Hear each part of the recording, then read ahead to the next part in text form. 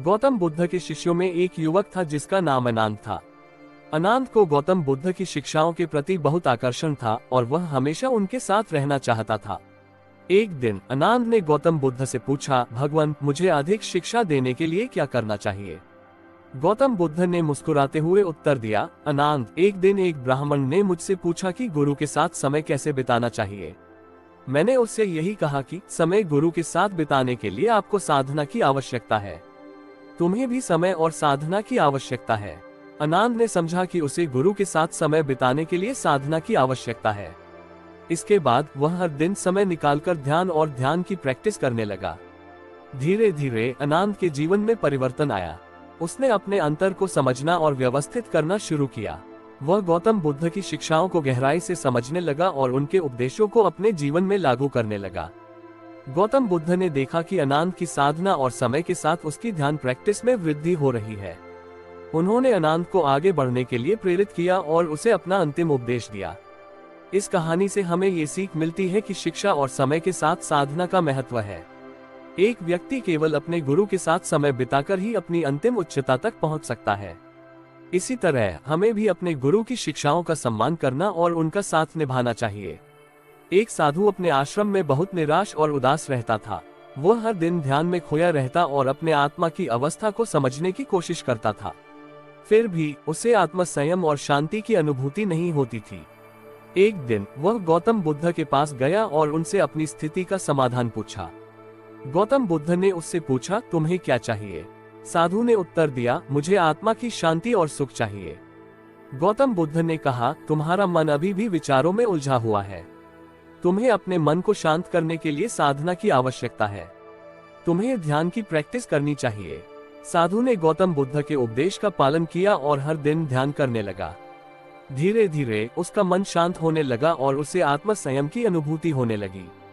कुछ समय बाद वह फिर से गौतम बुद्ध के पास गया। इस बार उसका चेहरा प्रकाशमय था और उसने गौतम बुद्ध को धन्यवाद दिया।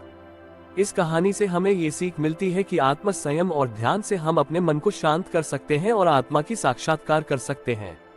ये हमें ये भी सिखाती है कि समस्याओं का समाधान हमेशा हमारे अंदर ही होता है, हमें उसे ढूंढने की आवश्यकता है। एक गरीब किसान जिसका नाम रामू था, अपनी छोटी सी जमीन पर खेती करता था। वह अपने कठिन परिश्रम से परिपूर्ण जीवन जीता था, लेकिन उसका ध्यान हमेशा अपनी दुखदायी सितारे पर ही रहता था। एक दिन वह गौतम बुद्ध के पास गया और उनसे अपनी परेशानी का समाधान मांगा। रामू ने कहा, गुरुदेव, मैं इतनी मेहनत करता हूँ, फिर भी मेरा फसलों में सफलता नहीं होता। क्या मुझे और कुछ करना चाहिए? गौतम बुद्ध ने मुस्कुराते हुए उत्तर दिया, रामू, तुम्हें समझना होगा कि खेती में सफलता केवल मेहनत से ही नहीं, बल्कि सही तरीके से खेती करने से भी मिलती है। तुम्हें अपनी जमीन की भूमि की अच्छी तरह से जांच करनी चाहिए, बीजों की उत्तम चयन करना चाहिए और समय पर पानी देना चाहिए।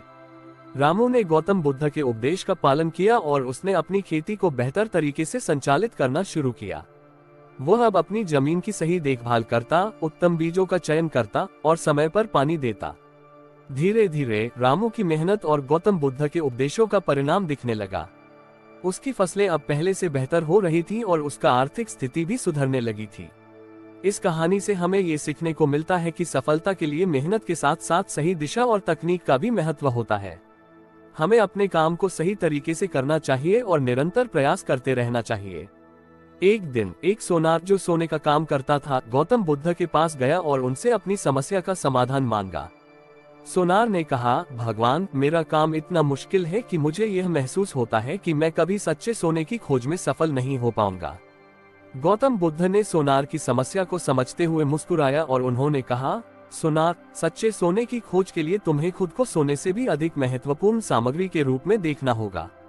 सोनार को यह उत्तर समझ में नहीं आया, लेकिन वह गौतम बुद्ध के उपदेश का पालन करने के लिए इच्छुक था।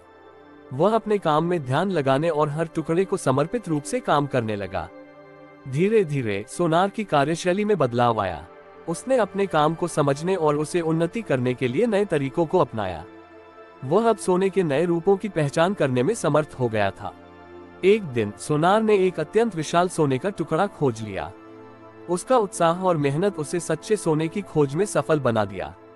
इस कहानी से हमें ये सीख मिलती है कि सफलता के लिए हमें अपने काम में समर्पितता और समझदारी से काम करना चाहिए। हमें अपने काम की महत्वपूर्णता को समझना और उसे समर्पित रूप से करना चाहिए, तभी हम सफल हो सकते हैं। गौतम बुद्ध ने एक दिन अपने शिष्यों के साथ एक नदी के किनारे पर बैठकर ध्यान किया। नदी का जल धीरे धीरे बह रहा था और उसकी ध्वनि शांति का अनुभव कराती थी। गौतम बुद्ध ने अपने शिष्यों से पूछा, क्या आपने कभी नदी को ध्यान से देखा है? एक शिष्य ने उत्तर दिया, हाँ भगवान, हमें लगता है कि नदी का प्रवाह हमें शांति और सुकून का अनुभव कराता है। गौतम बुद्ध ने मुस्कुराते हुए कहा, ठीक है, लेकिन क्या आपने नदी का असली रहस्य समझा है? उनके शिष्यों ने हैरानी से उत्तर दिया, नहीं भगवान, कृपया हमें बताएं। गौतम बुद्ध ने कहा, नदी में सुकून और शांति का रहस्य उसके अटल प्रवाह में नहीं है, बल्कि उसके क्षणिकता में है। जैसे कि नदी का पानी हमेशा बदलता रहता है, हमें भी अपने जीवन में परिवर्तन को स्वीकार करना चाहिए। प्रत्येक क्षण को स्वीकार करके हम सच्ची शांति और सुकून का अनुभव कर सकते हैं। इस कहानी से हमें ये सीखने को मिलता है कि जीवन में परिवर्तन और अनियमितता को स्वीकार करना हमें सच्ची शांति और सुकून का अनुभव करने में मदद कर सकता है। हमें अपने जीवन को नदी की तरह स्वागत करना चाहिए, जिसमें हर क्षण एक नया संभावना और अनुभव लाता है। एक बार गौतम बुद्ध ने अपने शिष्यों के साथ एक वन में यात्रा की। उनके द्वारा दिखाए गए मार्ग पर उन्होंने एक सोने की चिड़िया को देखा। ये चिड़िया बहुत अच्छे और विशाल से प्रसन्नता से गाने गा रही थी। गौतम बुद्ध ने अपने शिष्यों से पूछा, क्या तुमने इस सोने की चिड़िया का गाना सुना है? उनके शिष्यों ने स्वीकार किया, हाँ भगवान, यह अत्यधिक सुंदर है। गौतम बुद्ध ने फिर पूछा, क्या तुमने इसे खाना देखा है? उनके शिष्यों ने हैरानी से उत्तर दिया, नहीं भगवान, हमने इसे खाना नहीं देखा। गौतम बुद्ध ने कहा, फिर तुम्हें इस चिड़िया के गाने का सच नहीं मिल सकता। इसके गाने की सुंदरता उसके स्वभाव में है, जबकि इसका खाना उसके शरीर में है। हमें ये सीखना चाहिए कि हम जिसकी भलाई के लिए प्रसन्नता से गाते हैं, हमें उसका खाना नहीं करना चाहिए। इस कहानी से हमें ये सीखने को मिलता है कि हमें दूसरों की प्रसन्नता और उनकी भलाई का सम्मान करना चाहिए। हमें जिसकी सेवा करते हैं उसका उत्तम भला करना चाहिए, बिना किसी अपेक्षा के। एक समय की बात है, गौतम बुद्ध ने एक राजा के दरबार में एक कहानी सुनाई।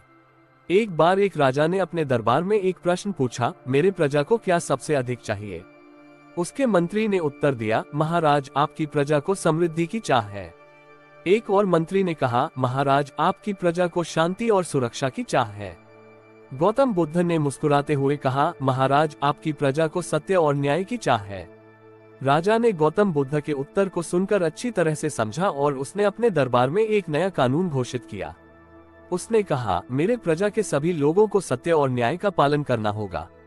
इस कहानी से हमें ये सीखने को मिलता है कि एक अच्छे राजा के लिए समृद्धि, शांति और सुरक्षा के साथ साथ सत्य और न्याय भी महत्वपूर्ण होते हैं।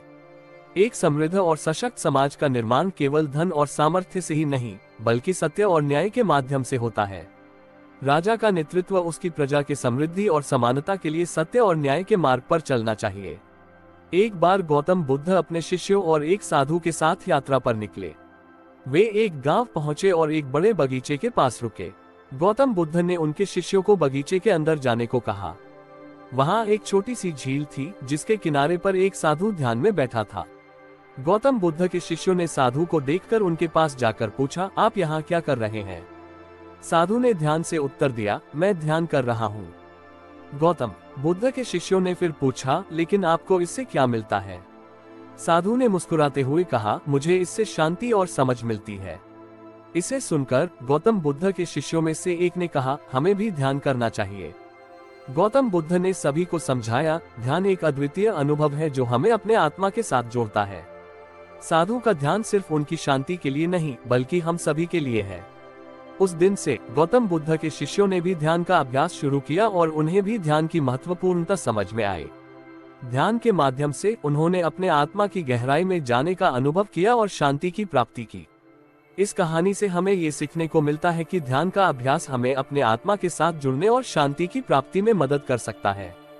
ध्यान के माध्यम से हम अपने जीवन को समझने के लिए संवेदनशीलता और समझ प्राप्त कर सकते हैं। एक बार गौतम बुद्ध की एक वानर सेवक ने उनसे पूछा, गुरुदेव, हमें ये समझ नहीं आता कि हमें अपने जीवन को कैसे सही दिशा में ले जाना चाहिए। क्या आप कोई संदेश दे सकते हैं? गौतम बुद्ध ने मुस्कुराते हुए उत्तर दिया, जरा इंतजार कीजिए, मैं एक कहानी सुनाता हूँ। गौतम बुद्ध ने कहा, एक बार एक चूहा अपने घर में अकेला बैठा हुआ था। वह अपने जीवन से निराश था और उसे लगता था कि उसकी किस्मत उससे बेहतर किसी की नहीं है। एक दिन वह अपने दोस्त से मिलने निकला। अपने दोस्त के घर जाने के दौरान उसने एक बड़े और भयानक उल्लू को देखा। उल्लू ने चूहे से पूछा, तुम घर क्यों नहीं जाते? तुम्हें खाना नहीं मिल रहा है। चूहा ने कहा, मेरी किस्मत में कोई भी भविष्य नहीं है, इसलिए मैं निराश हूँ। उल्लू ने कहा, चलो तुम मेरे साथ चलो, मैं तुम्हें अपने घर ले जाऊंगा। चूहा ने संतुष्ट होकर उल्लू के साथ चलना शुरू किया। रास्ते में उल्लू ने चूहे को बताया कि वह कितने समझदार होता है और कैसे वह अपनी समस्याओं का सामना करता है। गौतम बुद्ध ने अपने शिष्य से कहा, चूहे की कहानी से हमें ये सीखने को मिलता है कि हमें हमारे जीवन में स्थितियों के साथ सामना करना चाहिए, निराशा में नहीं पड़ना चाहिए। हमें अपनी किस्मत को बदलने के लिए सक्रिय रहना चाहिए, न कि उसमें हार मानना चाहिए। एक समय की बात है, गौतम बुद्ध की एक छोटी सी कहानी है जो हमें मानव जीवन से उपयुक्त सीखने को मिलती है। एक बार गौतम बुद्ध के एक शिष्य ने उनसे पूछा, भगवान, क्या आप हमें जीवन का सबसे महत्वपूर्ण सिद्धांत बता सकते हैं? गौतम बुद्ध ने मुस्कुराते हुए उत्तर दिया, हाँ, मेरा एक सिद्धांत है, सब्र करो। शिष्य ने अच्छी तरह समझा और पूछा, लेकिन भगवान, सब्र क्या है? गौतम बुद्ध ने विवरण दिया, सब्र का मतलब है धैर्य और सहनशीलता। जैसे कि एक पेड़ को उसकी फलने फूलने के लिए धैर्य से इंतजार करना पड़ता है, हमें भी अपने जीवन में स्थितियों को सहन करने की क्षमता रखनी चाहिए। गौतम बुद्ध ने आगे कहा, जब हम सब्र करते हैं तो हम अपनी चिंताओं को कम करते हैं और अपने मन को शांति प्राप्त होती है। सब्र हमें स्थिरता और स्थिरता की भावना देता है, जो हमें अधिक उच्च स्थान पर ले जाता है। इस कहानी से हमें ये सीखने को मिलता है कि हमें अपने जीवन में स्थितियों को सहन करने की क्षमता रखनी चाहिए और सब्र के माध्यम से उन्हें आत्मविश्वास और स्थिरता के साथ प्रशांति में स्थान देना चाहिए।